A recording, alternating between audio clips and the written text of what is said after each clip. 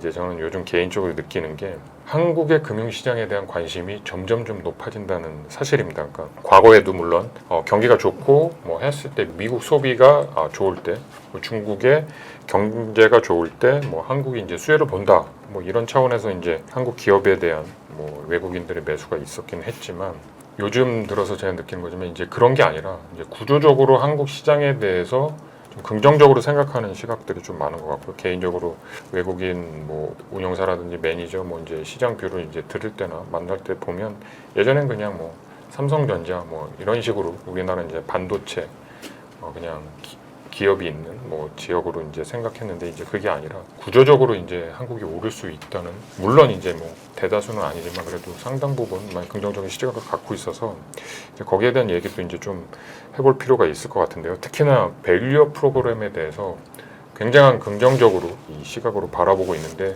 그 이유가 결국 밸류업을 해주는 이유고 또 수요 측면에서 본다면 은퇴하는 분들이 결국은 장기적으로 배당이 있는 주식을 이제 수요를 할 텐데 그거와 밸류업 프로그램이 이제 좀 맞아 떨어진다. 그래서 이건 구조적인 변화가 있는 것 같다라고 해서 굉장히 좀 긍정적인 시각으로 바라보고 있습니다. 그래서 일단 근데 제 느낌에는 국내에서는 아직까지 이런 거를 피부로 느끼지는 못하는 것 같고 여전히 아직까지는 밸류 프로그램에 대해서도 좀 긴가민가하는 뭐 시각들도 있는 것 같고요. 그래서 외국인들이 바라보는 시각과 오히려 국내에서 이제 우리나라 시장을 바라보는 시각이 굉장히 정반대인 상황인 것 같은데 본부장님은 여기에 대해서 좀 어떻게 생각하시나요? 그 팀장님 말씀하신 것처럼 외국인들이 보기에는 조금 시장의 변화가 있을 거라고 기대하는 게 당연해 보여요. 저 같은 경우는 국내 시장에만 몸을 담았기 때문에 오히려 그 변화를 캐치 못할 수 있다는 점을 좀 염두에 두시는 게 맞는 것 같고요.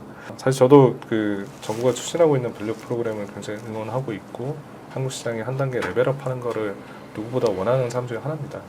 근데 그 단계들을 아마 정부는 이제 차근차근 밟아 나갈 걸로 예상이 되지만 굉장히 장기간에 걸친 변화일 걸로 봅니다. 그래서 밸류 프로그램이 한국 시장에 투자하는 올해의 이유가 돼야 된다, 올해 투자하는 이유가 돼야 된다라고 물으신다면은 저는 조금 약간 퀘스천 마크를 표시할 수밖에 없을 것 같고요.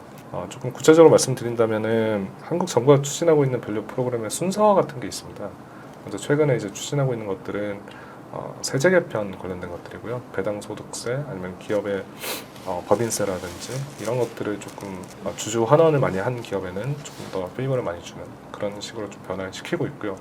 밸류 프로그램이 이걸로 다 끝난다 이렇게 한다면 저는 크게 업사이드는 없다라고 보는데 그 후에 우리가 반드시 수행해야 될 것들이 어떤 거냐면은 일단 지배구조를 좀 많이 개편을 해야 될 것 같고요. 그 세 번째는 자본시장 측면에 있어서 조금 정책을 좀 다양하게 펴야 되겠다 이런 생각을 갖고 있어요. 어떤 거냐면은 그 아마 처음에 말씀드린 세제 개편안은 올해 7, 8월 정도에는 초안이 아마 나올 것 같습니다. 정부가 제안하는 초안이 나올 것 같고 이게 올해 하반기에는 국회의 심의 의결을 거쳐서 실제로 법제화될 가능성도 없지는 않습니다. 물론 이제 정치적인 상황을 고려해야 되겠지만 근데 이제 지배구조 개편까지 이어지느냐 이거는 조금 더 지켜봐야 할 것 같고요.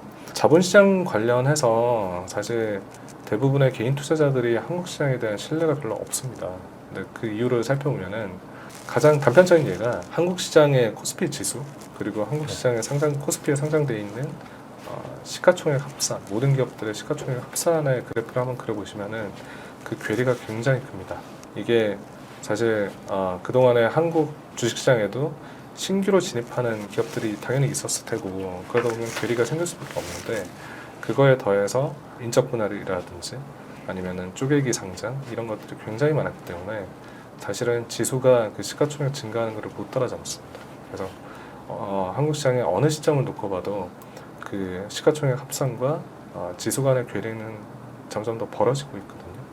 일단 제가 말씀드리는 자본시장의 개선이라 함은 그런 것들에 있어서 좀 원칙을 가지고 한국 자본시장에서 조금 다른 시각으로 정책을 펴야 되지 않을까 이렇게 생각하는 부분이 가장 크다라고 말씀을 드릴 수 있을 것 같고요. 이게 극단적으로 좀 다른 시장이 미국 시장인데요.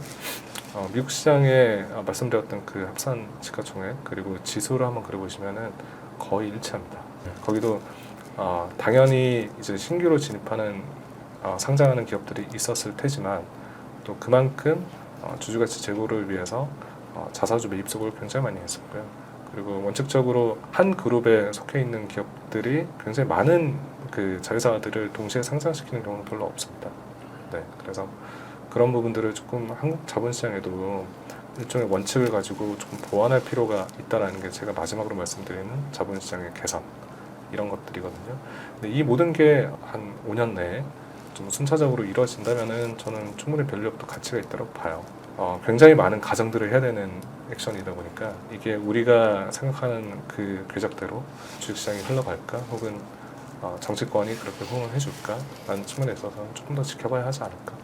저도 뭐 100% 공감하고요. 이제 본부장 말씀하신 게 맞는 것 같습니다. 이게 단편적으로 뭐 이제 끝날 이슈는 아닌 것 같고 한 10년을 보고서 좀 접근해 될 장기적인 좀 이슈인 것 같습니다. 근데 어쨌든 시작이 됐기 때문에 안 하는 것보단 분명히 시작하는 게 의미가 더 저는 크다고 생각해서 저는 좀 긍정적으로 바라보고 있는데 말씀하신 것처럼 그런 것들이 이제 한 가지씩 제도가 개선이 되고 한다면 좀 우리나라 시장도 사실상 경제 규모에 비해서는 너무 작은 시장인 것 같은 좀 말도 안 되는 시장 규모인 것 같은데 이런 것들이 조금 더 개선이 되지 않을까 뭐 이렇게 좀 생각이 듭니다.